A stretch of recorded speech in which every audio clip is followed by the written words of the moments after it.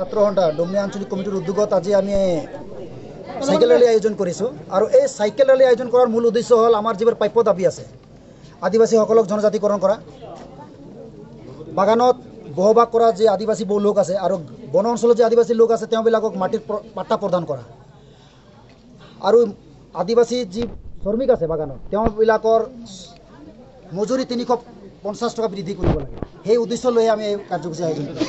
Congress BJP আপোনালোকে প্ৰতাৰণা কৰি আছে নেকি? নিশ্চয় আমাক প্ৰতাৰণা কৰিছে যে আগতে কংগ্ৰেছ চৰকাৰে আমাক প্ৰতাৰণা কৰিলে 15 বছৰে ৰাষ্ট্ৰ কৰিলে অসম, কিন্তু আমাক প্ৰতাৰণা কৰি আহিছে। এতিয়া বিজেপি চৰকাৰ শাসনত নহাৰ আগতে আদিবাসীসকলক কৈছিলে যে আপোনালোকে যদি আমাক সমৰ্থন দিয়ে বা আমাক ভোট দিয়ে তেতিয়াহ'লে আপোনালোকক 3 মাহৰ ভিতৰত আমি জনজাতিকৰণ কৰিম বুলি কৈছিলে। কিন্তু আজি 5 বছৰ হ'ল জনজাতিকৰণ কৰা নাই। তদুপৰি আমাৰ যিখিনি দাবী আছে যেনে আমাৰ মাটি পট্টা প্ৰদান কৰা, আমাৰ হাইস্কুল দিয়া কথা আছিলে, প্ৰত্যেক বাগানত হাইস্কুল দিয়া কথা আছিলে, আমাৰ যিটো বাগানৰ যিবিলাক সমস্যা আছে সেই সমস্যাসমূহ দূৰ কৰা নাই। লগতে আমাৰ যিটো মজুৰি 350 টকা বিজেপি চৰকাৰে এটা হিচাপ ওলাইছিলে কমিশনাৰৰ পৰা যে 351 টকা দিব লাগে, সেই ওলাইছিলে। কিন্তু মালিক পক্ষ আৰু চৰকাৰে কি বিবেচনা কৰিলে আৰু আজিলৈকে আমাক এই 351 টকা যি মজুৰি দিব লাগিছিলে দিয়া নাই। আগন্তুক নিৰ্বাচন আহি আছে, আপোনালোকৰ কি কাম হ'ব, স্থিতি কেনেকুৱা হ'ব? আমাৰ পৰিস্থিতি ইয়ে হ'ব যদি আদিবাসীসকলক 2021 বিধানসভাৰ ইলেকশ্যনৰ আগত যদি আদিবাসীসকলক জনজাতিকৰণ নকৰে তেতিয়া আমি আদিবাসীসকলে বিজেপিক কিন্তু আমি ভোট নিদিওঁ।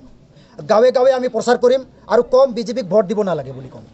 আগন্তুক কিবা আৰু ইয়াতকৈ বেছি ধৰণা মানে কাৰ্যসূচী লোৱা বুলি আমাৰ এই 22 তাৰিখে আমি আকৌ মানে মাছ গেদাৰিং আমি আয়োজন কৰিছোঁ নাগৰিজিলত। আৰু উদ্দেশ্য হ'লে আমাৰ তিনিটা যি আমাৰ প্ৰাপ্য মজুৰি আৰু জনজাতিকৰণ কৰা আৰু মাটিৰ পাট্টা প্ৰদান কৰা, সেইটো লৈ আমি বিশাল গণসমাৱেশ কৰিবলৈ আমি গৈ আছোঁ।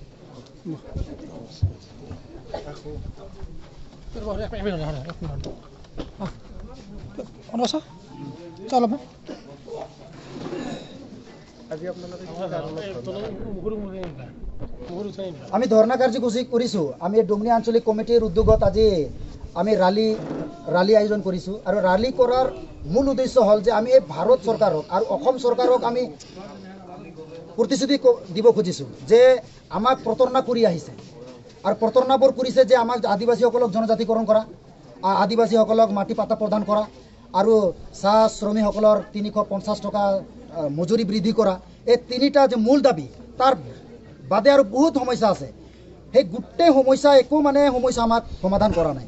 গতিকে আমি এই মুজিয়াৰ জৰিয়তে এই ৰালিৰ জৰিয়তে আমি বিজেপি চৰকাৰক অৰ্থাৎ অসম চৰকাৰক আমি ধিক্কাৰ দিব খুজিছোঁ। যদি আমাক বিধানসভা ইলেকশ্যনৰ আগত যদি আমাক ST নিদিয়ে বা জনজাতিকৰণ নকৰে তেতিয়াও কিন্তু আমি বিজেপি চৰকাৰক আমি ভোট দিবলৈ বাধা কৰিম। প্ৰতিশ্ৰুতিৰ পিছত প্ৰতিশ্ৰুতি প্ৰত্যেকখন চৰকাৰে দি আছে, কিন্তু আজিলৈকে সমাধান কি ক'ব? নিশ্চয় আমাক প্ৰতিশ্ৰুতি কংগ্ৰেছ চৰকাৰে কৰিছে, বিজেপি চৰকাৰে প্ৰতিশ্ৰুতি দিছে, কিন্তু আমাক প্ৰতাৰণাহে কৰিছে। আৰু কৰাৰ মূল কাৰণটো কি হ'ল, আমাৰ মানুহবিলাক অশিক্ষিত মানুহ আছে। বাগানত বসবাস কৰা, গাঁৱত বসবাস কৰা আমাৰ আদিবাসীবিলাক অশিক্ষিত আৰু এই অশিক্ষিতক দূৰ কৰাৰ কাৰণে এইটো চৰকাৰৰ কাম হয়, কিন্তু চৰকাৰে কৰা নাই। চৰকাৰে যদি কৰে, আদিবাসীক যদি শিক্ষা প্ৰদান দিয়ে, আজি আমাক হাইস্কুল দিয়া কথা আছিলে, হাইস্কুল দিয়া নাই। LP স্কুল আছে, LP স্কুলত পঢ়ি আমাৰ আদিবাসী কি শিক্ষা লাভ কৰিব? আমাক বাগানত প্ৰত্যেক বাগানত আমাক চাহ নিমখ দি পানী খুৱায় আৰু এই পানী খুৱাই যাতে আদিবাসীসকলৰ মগজ বুদ্ধি নহয় সেই আমাক এটা পলিচি কৰিছে।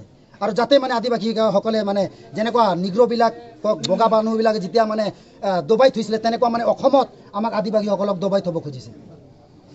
আৰু যেতিয়া ইলেকশ্যন আহে, যেতিয়া ভোট আহে তেতিয়া সদায় আহে 3 মাহৰ ভিতৰত আমি ST দিম, 10 দিনৰ ভিতৰত আমি জনজাতিকৰণ কৰি দিম বুলি তেনেধৰণৰ প্ৰতিশ্ৰুতি দি যায়। গতিকে আমি ধিক্কাৰ দিছোঁ যে তেনেধৰণৰ প্ৰতাৰণা কৰা বন্ধ কৰক, নহ'লে ইয়াতকৈ আমি ভয়াৱহ আমি কাৰ্যসূচী ল'ম বুলি। নিৰ্বাচন আহি আছে, নিৰ্বাচনত কি সিদ্ধান্ত? আমি এই সিদ্ধান্ত লৈছোঁ 2021 বিধানসভাৰ আগত যদি আদিবাসীসকলক জনজাতিকৰণ নকৰে তেতিয়া কিন্তু আমি বিজেপিক ভোট বৰ্জন কৰিম। আপোনালোকক বিপ্ৰাস কৰি ৰাখা একচুৱেলি চৰকাৰৰ ষড়যন্ত্ৰ নেকি? নিশ্চয় ষড়যন্ত্ৰ নহ'লে আজি যিটো বাগানবিলাকত হাইস্কুল দিয়া কথা আছিলে স্কুল দিয়া নাই, যিটো প্ৰাইমাৰী স্কুল কৰি থৈ দিছে আৰু যিকোনো ক্ষেত্ৰত আমাৰ টি ৱেলফেয়াৰ বৰ্ড আছে, আমাৰ যেনিবা আমাৰ মিনিষ্ট্ৰি অফ টি গাৰ্ডেন ৱেলফেয়াৰৰ বৰ্ড আছে, সেইবিলাক যিবিলাক পষ্ট ওলায়, যিবিলাক পদ ওলায়, সেই পদত কিন্তু আমাক নিদিয়ে। তাতে কি কৰে, আগতে তেওঁবিলাকৰ যিবিলাক ৰাজনীতি কৰি নিজে আগতে মানে চাকৰিটো পষ্টটো লৈ লয়। আদিবাসী একো পষ্ট নাই, এতিয়ালৈকে একো পষ্ট নাই। যেতিয়া যিবিলাক মানে ডেভেলপমেণ্ট বৰ্ডবিলাক আছে, চাব ডিভিজন লেভেলত আছে, ষ্টেট লেভেলত আছে, সেইবিলাকত আদিবাসী একজনো কেণ্ডিডেট নাই।